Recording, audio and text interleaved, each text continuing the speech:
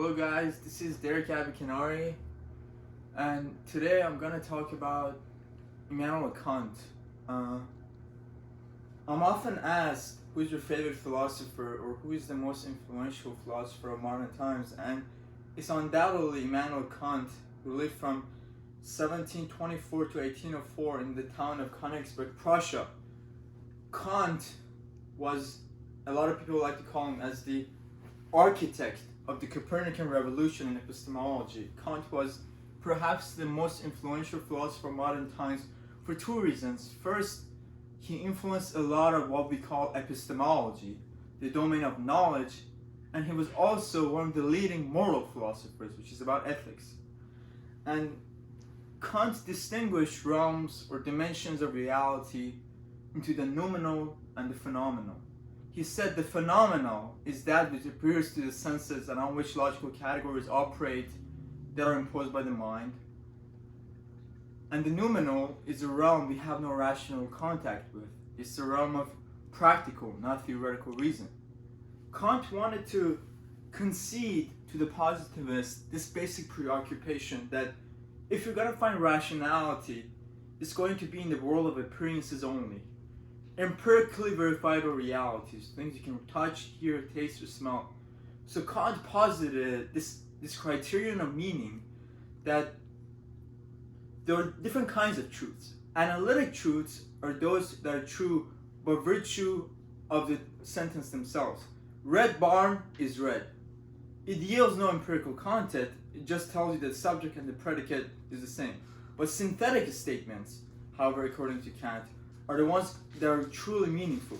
They are a posteriori. They yield new empirical content. So the red barn is burning. That how do you test that? You go out into the natural world and you test it by recourse to some sensible feature in the world. Those are the only empirically verifiable statements. Those are meaningful. So Kant was the guy who synthesized rationalism and empiricism to give us what we call synthetic a priori. How is synthetic a priori and transcendental inference possible? Well, Kant wanted to say that as humans, certain biologically given organisms, we have built into our minds somehow a specific unconscious specification of certain categories. And we look at the world through the way it manifests itself to us. So no one goes out in the world and just absorbs knowledge, like Locke said in the Tabula Rasa, blank slate. We have certain categories that predispose us on how we look at the world. So Kant said we as humans have synthetic a priori. We have certain cognitive faculties and cognitive architecture and dispositions that allow us to look at the world in the way it is. But before Kant became Kant, in the year 1735, when he was a professor at the University of Königsberg, he wrote his first book when he was 55 years old, The Critique of Pure Reason, which is perhaps the most influential book of philosophy of all times. Kant was inspired by someone else named David Hume.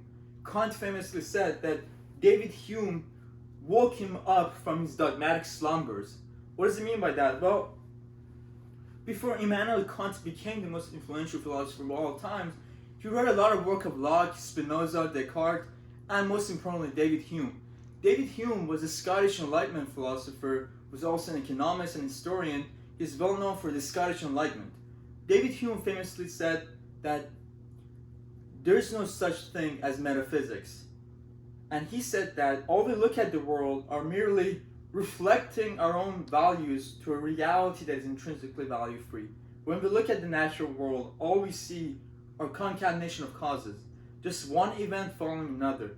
And there's no corner of the universe that can announce one of its events to be better than the other. We are doing it. And in so doing, we're merely reflecting our preferences onto a reality that is intrinsically value-free. So for Hume, there is no such thing as metaphysics. For him, it's all causal regularity. We as humans impose our own preferences into the natural world. And Kant thought about that and was like, wow, Hume is very interesting. Hume is a naturalist. He's what we call a skeptical naturalist. And Hume was skeptical of causation. He didn't believe there's no such thing as metaphysics. All there is, metaphysics, just sophistry. When we look at the natural world, we're foisting our preferences onto a reality that's natural free. That's why Hume's account of the metaphysics was methodological naturalism, empirical verifiability. So Hume was what we call a metaphysical naturalist. And after Kant read Hume, he realized that, well, there is a sensible world out there, the world that presents itself to us by the faculties that we have. And that's Kant's epistemology. Kant and David Hume are pretty much the most influential philosophers of modern times for two reasons. Because they transformed the domain of epistemology. They brought a new set of theoretical frameworks about how we verify the natural world. Hume famously said that there's things that are true by necessity, and there are things that are true by reference to some sensible feature of the world. And that's why Hume and Kant were the founders of modern epistemology. Thank you very much.